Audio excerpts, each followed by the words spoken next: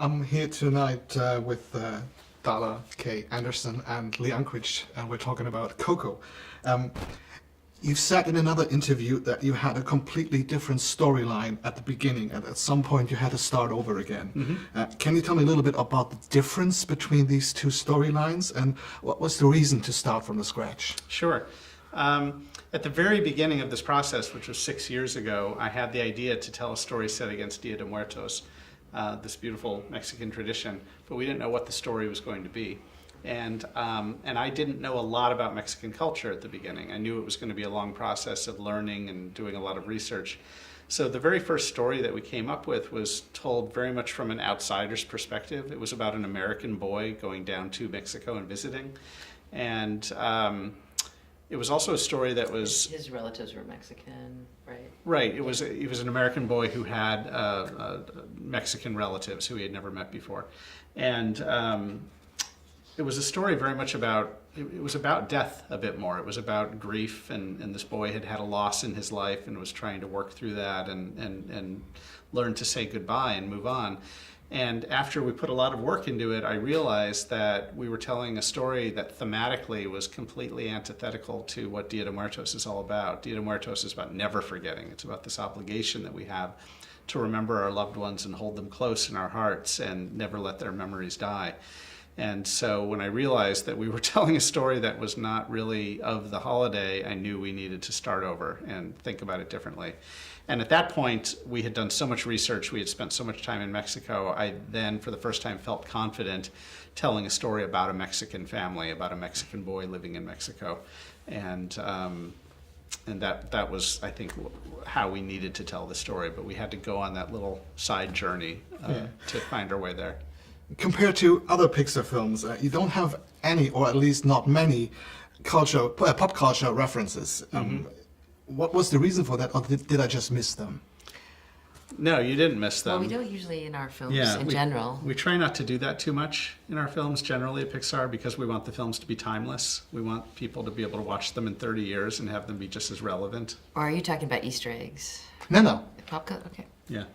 So yeah, we do try to avoid pop culture generally, and then this movie in particular, I really wanted to be timeless. You know, there are some dates in the film, like we learn when Ernesto de la Cruz passed away, Miguel's idol, and that's in the late 1930s. So it is kind of tied to time, but ultimately I don't have people using cell phones. There are no screens. There's no modern technology. Again, because I wanted the film to be kind of timeless. Yeah. And there's one sentence in the movie that I remember. It goes something like, "I can't forgive you, but I will help you." I think Imelda says that. Yeah. And it reminds me of to never lose the respect for your opponent, even though you disagree on something.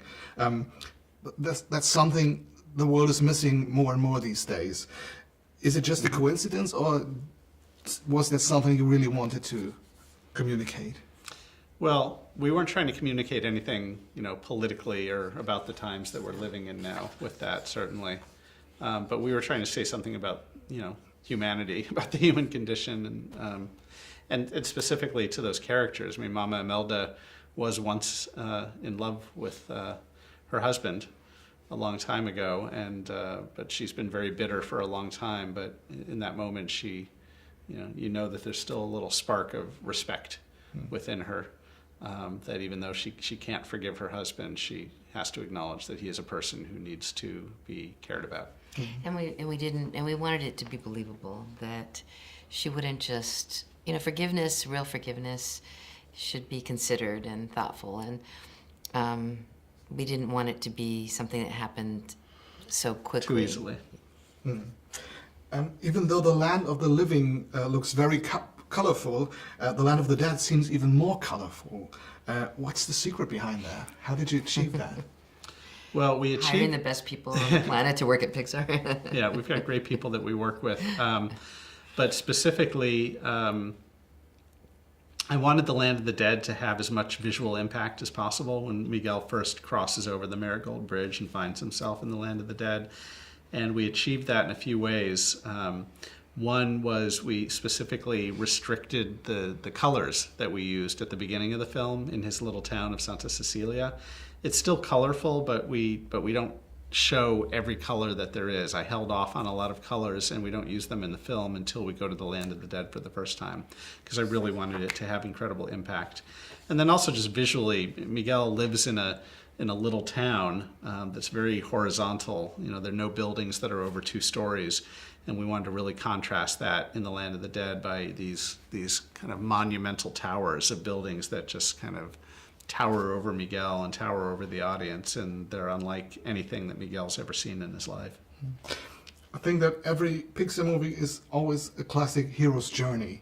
Have you ever thought about doing the complete opposite? For example, a good guy turned bad and not learning anything? And would that even work as a film? A good guy turning bad and not Not so. learning anything? I think that's It's just an example. Yeah.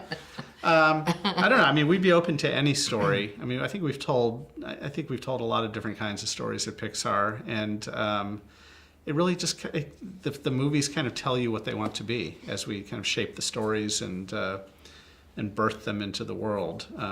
We rarely kind of look at any model. It's more just getting to know the characters and what kind of journey they need to go on, and that's where the stories take us. What are your hopes that children as well as adults will walk away with after seeing Coco? Well, on one level, we hope that people in the audience will want to pick up a musical instrument and learn to play, because music is such an important thing, and this movie is all about music and the importance of that music can have. So on one level, that would be a wonderful thing for people to take away. But on a kind of a higher level, you know, the film's very much about family. It's about the importance of family and the importance of understanding and investigating who you are and how you fit into your family, and maybe who the people were who came before you and how they shaped the way your family is now.